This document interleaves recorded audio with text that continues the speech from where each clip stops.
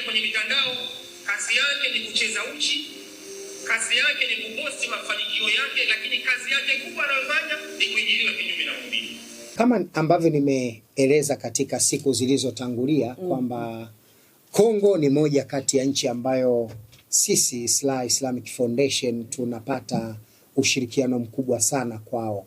Na kila siku ya Mungu tumekuwa na wageni kutoka Kongo, lakini wakati mwingine tumekuwa na wageni kutoka Kenya, lakini Mozambiki na nchi nyingine zinazotuzunguka. Lakini lazima tukiri na kukubali kwamba kama tutatazama kwa ujumla yake na uwiano, baada ya Tanzania, nchi zinazoongoza kuwa na fans wengi ni Kongo na Kenya. Kwa hiyo lazima tukubali kwamba hao watu wanahitaji sapoti yetu, kwa sababu sisi pia tunapata sapoti yao, na pengine inatokana na kile wanachofaidika nacho kutokana na huduma zinazopatikana katika taasisi ya Islamic Foundation. Lakini kingine ni kwamba Kenya tumekuwa tukienda mara kwa mara na tumekuwa tukitoa huduma kutokana na jiografia ya Kongo na ugumu wa mazingira ya jiografia ya Kongo, tumekuwa hatuendi mara kwa mara. Kwa hiyo mara hii nimeona nitumie fursa hii kuwapa nafasi wa Kongomani angalau kwa siku 21, 25 ili wapate huduma kutoka Islamic Foundation kwa kuwapelekea bidhaa karibu. Kwa hiyo nimeona mimi na timu yangu ya utawala katika taasisi hii, lakini pia watendaji katika taasisi hii, tumekubaliana kwamba huu mwaka 2026 ni mwaka maalum kwa ajili ya Wakongomani. Na ndio ziara kubwa ya kwanza ya taasisi ya Islami ikiwa kama kiongozi wa taasisi kuweza kutembea katika nchi za jirani na kwenda kufanya huduma za matibabu, lakini pia kwenda kutoa huduma za bidhaa zetu tena kwa gharama inayopatikana Tanzania. Kwa hiyo niseme tu Wakongomani wamekwenda kupata faida kubwa sana kutokana na safari hii, na wakiitumia vizuri itakuwa ni safari yenye faraja na mafanikio makubwa katika maisha yao, na wengi watabadili maisha yao kupitia ziara hii na safari hii. Sawa sawa. Na Hasad Gadi tunaondoka nayo. Hasad Gadi ndio habari ya mjini. Hasad Gadi ndio habari ya mjini, na niseme ndio nchi ya kwanza inayotuzunguka ukitoa Tanzania penyewe ambako tumekuwa na udi wa Hasad Gadi tumekuwa tukiutoa. Kongo ndio nchi ya kwanza tunaupeleka kwa mara ya kwanza. Kwa hiyo Wakongomani wanapata bahati ya kuwa taifa la kwanza baada ya Tanzania. Hasad Gadi inakwenda kupatikana Kongo, na tunakwenda kuangalia possibility ya kuwa hata na wakala katika mji huo ili kuhakikisha bidhaa zetu ziwe zinapatikana huko mara kwa mara kuweza kuwasaidia Wakongomani. Lakini kwa sasa kwanza, kabla hatujafikia maamuzi hayo, ni vizuri tukawa tumewaona na tumapelekea bidhaa na wakaitumia bidhaa moja kwa moja. Sawa sawa. Mimi sasa nije kwenye hiki ambacho natamani kama mzazi, kama baba, lakini pia kama kiongozi wa imani ya dini ya Kiislamu unene nalo. Tumepata nafasi ya kutembelea ama kusikia kile ambacho kinaendelea kutoka kwa binti ambaye anafanya maudhui yake kwenye mitandao ya kijamii, anaitwa Pipi Tida. Tumeona kuwa kuna shekhe mmoja alimzungumzia akasema anahamasisha watu, kumradhi kama nitakuwa nakosea, lakini pia baba pia utanisamehe, anawahamasisha watu kufanya mapenzi kinyume na maumbile kutokana na yeye anafanya matendo hayo. Tuanzie hapa. Kama shekhe, kiongozi wa dini, alipaswa kumtumia mtu fulani kama mfano hai ama halisi kwenye kile ambacho alitaka kutoa dawa ama funzo kwa upande wetu? Kwanza bahati mbaya sijaisikia hiyo maudhui, lakini kwa sababu na uwezo tafadhali simu yangu popote ilipo kusikia inaweza kunisaidia. Unajua raha ya mazungumzo, useme kile ambacho unakisikia, unaweza ukapata majibu mazuri. Kwa kama naweza kusikia hicho ambacho nakusudia, alafu nianzie hapo. Wala kipo mbali, subiri nikitafute hapa. Sheikh Pembe yuko wapi? Pembe Muharram. Huyo Muharram Pembe. Huyo mwenyekiti wa vijana. Hapana. Huyu Shaban Swale Pembe. Shaban Swale Pembe. Kamjengea nyumba mama yake, na yule binti sasa hivi na yeye kajenga nyumba yake, na yule binti ana gari, anaendesha gari, anaonekana anayo ana gari. Yule binti katika moja ya content zake ni kuhamasisha wanawake waingiliwe kinyume na maumbile ndio waweze kupata mafanikio. Hii ilikuwa dawa ya msikitini. Msingi ni kwamba anaonekana ni mwanamke ambaye amefanikiwa, kwa sababu mwanzo ilikuwa anaonekana yuko kwenye chumba kimoja, lakini baadaye akaonekana anaposti kwenye mitandao anamjengea nyumba mama yake, nyumba nzuri. Baadaye ikaonekana anajenga nyumba yake binafsi, baadaye ikaonekana ana gari yake. Wale ambao watakaokuwa wanafuatilia TikTok watakuwa wanamjua. Kuna binti anaitwa Pipitida. Yaani ukiingia kwenye mitandao, kazi yake ni kucheza uchi, kazi yake ni kuposti mafanikio yake, lakini kazi yake kubwa anayofanya ni kuingiliwa kinyume na maumbile. Habari zenu, natumaini mko. Ndio ilikuwa hivyo. Natamani utoe neno hapa kama Sheikh wa dini ya imani ya Kiislamu. Kulikuwa kuna umuhimu wa kuingia msikitini kutoa, akiwa anataja wema wa mtu alenge kuhamasisha watu kutenda wema. Na akiwa anataja ubaya wa mtu alenge kuhamasisha watu kujizuia juu ya ubaya ule. Manake azuie dhambi ile au madhara yale au kosa lile lisije likafanyika.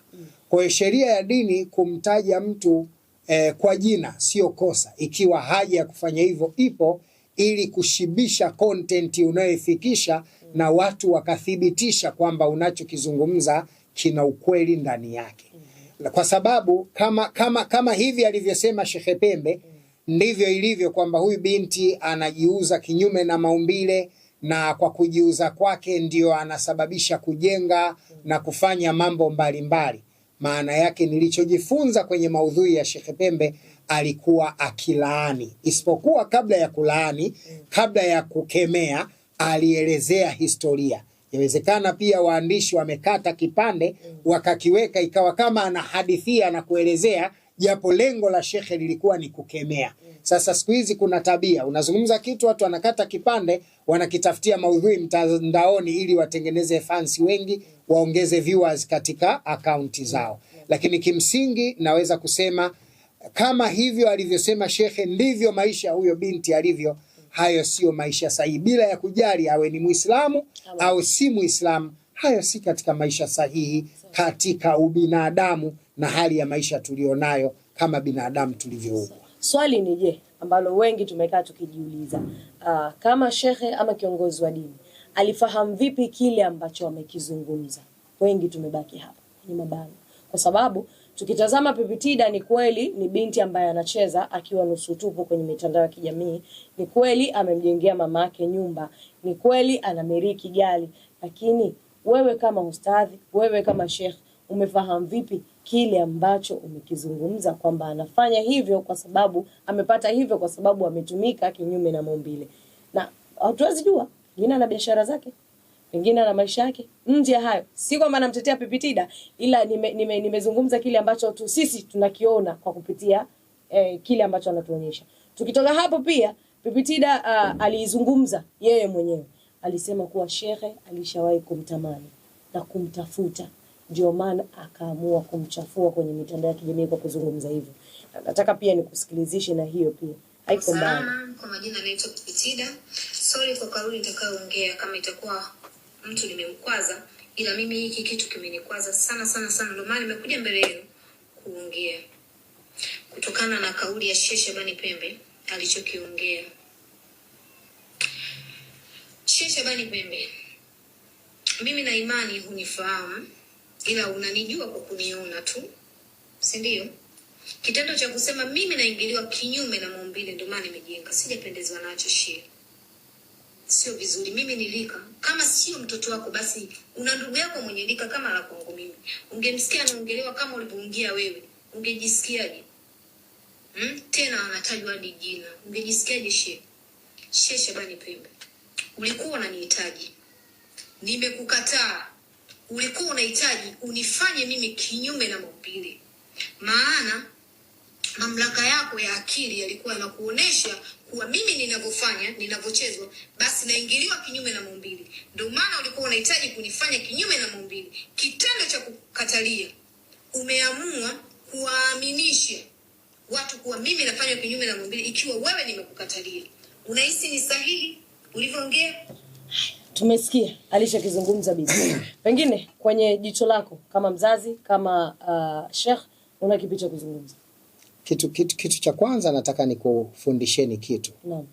Sisi watu ambao tumewahi kusikiliza kesi, mara nyingi huwa tunagusa mitazamo ya jambo kwa kusikiliza pointi za msingi kwenye content. sikiliza kipande cha huyo binti, kirudishe nyuma. Hichi kipande kicheze, alafu nataka niwafundishe watu kitu ili wajue mimi na akili za ziada katika kuchambua mambo. Inabidi tukirudishe nyuma. Rudisha nyuma afu kuna kitu mwanzo. Habari zenu. Sawa. Hichi hapa. Kama itakuwa mtu nimemkwaza, ila mimi hiki kitu kimenikwaza sana sana sana, ndio maana nimekuja mbele yenu kuongea.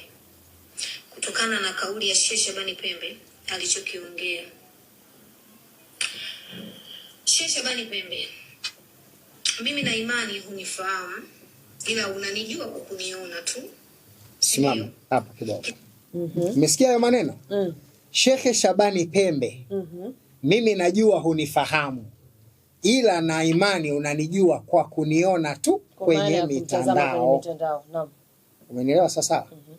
Hamjui, ila anamuona tu kwa kumtazama kwenye mitandao. La kwanza. Hii point umeiona? Umeisikiliza hii point? Simtetei Shabani. Yaani nataka nikwambie ni behind the scene kwenye hiki kuna kitu. Mtu ambaye hujawahi kuongea naye, unamfahamu tu kwenye mitandao, unamtongozaje?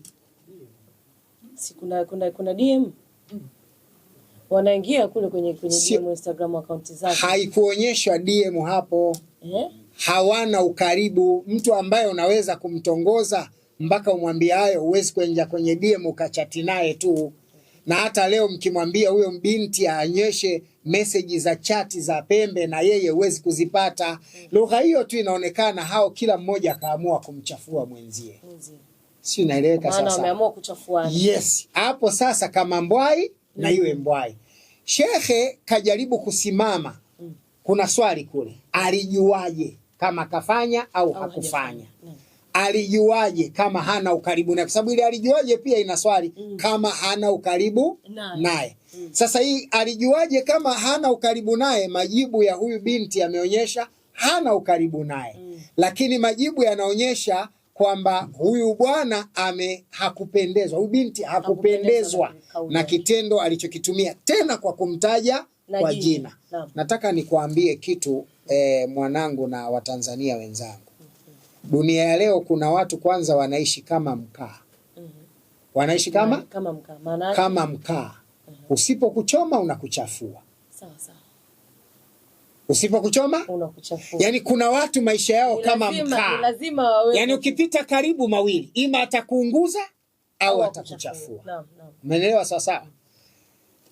Shekhe inawezekana ana mtu wa karibu anayefahamiana na huyu binti, akampa information. Si umenielewa sawa sawa? Na inawezekana kuna siri nyingi imejificha hapo katikati. Shekhe akaruka na maudhui kulingana na kile alichojiaminisha, kwa sababu kanuni ya sheria za nchi yetu kumwelezea mtu jambo ambalo hajalifanya, tena kumtaja kwa jina, kama huna evidence ukienda mahakamani unamlipa pesa nyingi sana. Sasa haya maneno binti kama hajafanyiwa, kama si kweli, akienda mahakamani juu ya hili, shekhe yuko matatani. Tena matatani sana, kwa sababu atatakiwa kutoa evidence. Lakini ikiwa shekhe alichokizungumza ana evidence za kutosha kutoka kwa mtu wa karibu wa jambo hili, binti hawezi kwenda mahakamani, ataishia kulalamika tu. Ili mradi kulifunga swala liishe, ifike mahala ionekane kaonewa. Sijui nimeleka sasa. Wacha inyeshe, tutajua panapovuja. Si mnanielewa waandishi? Wacha inyeshe ili tujue panapovuja. Yaani hili jambo ni jambo zito sana, lakini mimi natoa definition moja tu. Ikiwa kweli alichosema shekhe ni sahihi, binti hatoenda mahakamani kudai haki yake, kwa sababu ushahidi upo. Lakini ikiwa alichoambiwa ni kweli, binti si kweli, binti ataenda mahakamani kudai haki yake, kwa sababu kumtaja mtu kwa sifa mbaya ni kosa kisheria. Na hasa akiwa hajafanya. Na hasa ikiwa jambo hajafanya, hakuna ushahidi. Kwa sababu jambo la kuingiliwa kinyume ya maumbile ni jambo la chumbani. We mpaka unalisema jambo limefanyika chumbani, milango imefungwa. Kuna maneno mengi hapo nyuma ya pazia. Sasa wacheni panyeshe ili tuone banda letu linavuja wapi. Hii ndio dunia ya sayansi na teknolojia. na hii ndio internet sasa, tunaingia kwenye wavu, hatari sana. Sasa mimi na jambo moja. Mimi sasa maoni yangu kwa shekhe na binti. Naam. Hata nimemsikia shekhe mwingine. Kama nitakuwa nimesikia vizuri, nimemsikia shekhe mwingine. Yeye anasema sio anamuonea huruma, sio anampa pole, sio anamwambia atamuoa kama hivyo yani. Nimesikia hicho kipande, japo sina uhakika, lakini nimesikia hicho kipande. Tukio hili pia linaweza kutumika kwenye mitandao ya kijamii kama content. Kila mtu atalileta kwa sura yake. Lakini nataka niseme sisi ni Watanzania. Ufike wakati kumstiri ndugu yako kwenye aibu yake, ikiwa hakuna lazima ya kumpasua, ni bora zaidi, kwa sababu mwenye kumstiri mwenzake Mwenyezi Mungu pia atamstiri. Dhalilisha mtu pale hakuna namna. Sasa haya hayakuwa mazuri sana. Nadhani haya ambayo shekhe anapigwa nayo leo, Shekhe Muharami ndugu yangu mdogo wangu, anapigwa Shekhe Pembe nani anaitwa? Shabani anapigwa na huyu binti na anamsemea maneno ya hovyo kwa sababu ya msingi wa mazungumzo yake.